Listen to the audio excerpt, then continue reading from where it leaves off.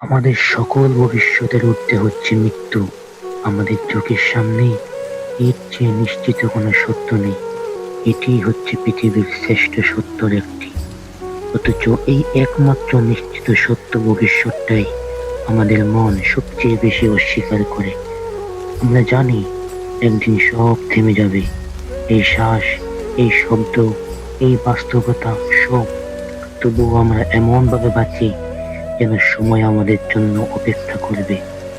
মৃত্যু কোনো অচেনা খবর না, তবুও নাম শুনলেই বুকটা ভারী হয়ে আসে।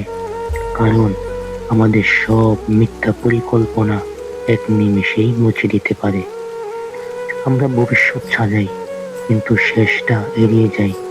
আয়নার সামনে দাঁড়িয়ে চুল ঠিক করি, চেহারার যত্ন নেই, কিন্তু এই কফিনটাও যে আমার জন্য তা ভাবি না।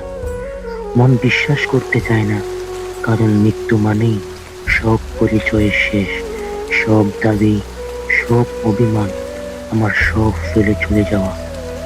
সবচেয়ে ভয়ঙ্কর ব্যাপারটা এই না যে আমরা মরব, ভয়ঙ্কর ব্যাপারটা এই আমরা জানি তবুও প্রস্তুত নয়।